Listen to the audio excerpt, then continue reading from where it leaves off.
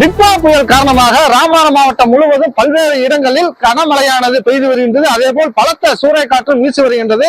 இந்த நிலையில் நாம் தற்போது நிற்பது பாம்பன் கடல்.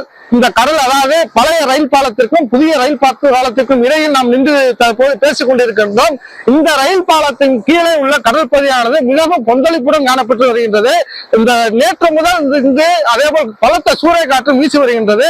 நாம் ரெயின்கோட் போட்டிருந்தாலும் அதனை பித்துக்கொண்டு செல்லக்கூடிய அளவிற்கான இந்த சூறைக்காற்று இருந்து வருகின்றது.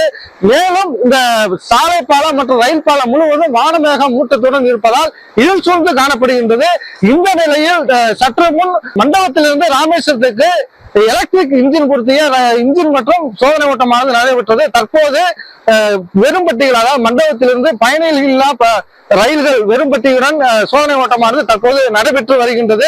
2 நாட்களாக மண்டபத்திலிருந்து ராமேஸ்வரத்திற்கு பாம்பன் வழியாக செல்லக்கூடிய ரயில்கள் அனைத்தும் தற்காலிகமாக நிறுத்தி வைக்கப்பட்டுள்ள சூழ்நிலையில் இந்த காற்றின் வேகம் எவ்வாறு இருக்கின்றது, இந்த ரயில் பாதையில் ரயில்கள் இயக்குவதற்கு ஏதுவாக உள்ளதா அல்லது இந்த பலத்த காற்று 2 நாள் வீசியது மற்றும் மழையின் காரணமாக ஏதேனும் சேதங்கள் நடந்துள்ளதா என்பது குறித்து ஆராய்வதற்காக வெறும் இன்ஜின் ஏற்கனவே சோதனை ஓட்டம் நடைபெற்றுள்ளதில் தற்போது பெட்டிகள் பயணிகள் இல்லா ரயில் பெட்டிகள் இந்த சோதனை ஓட்டமானது நடைபெற்று வருகின்றது.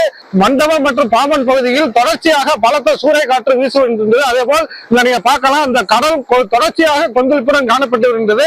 மேலும் படகுகளை பாதுகாப்பாக மீனவர்கள் நிறுத்தி வைத்தாலும் ஒரு சில படகுகள் இந்த காற்று மற்றும் கடல் கொந்தளிப்பு காரணமாக சேதமடைந்து வருகின்றது. எனவே இந்த மழைக்காலங்களில் மீனவர்களுக்கான அந்த மழைக்கால நிவாரண நிதியினை உடனடியாக தமிழக அரசு வழங்க வேண்டும் என்ற ஒரு கோரிக்கையும் எழுந்துள்ளது.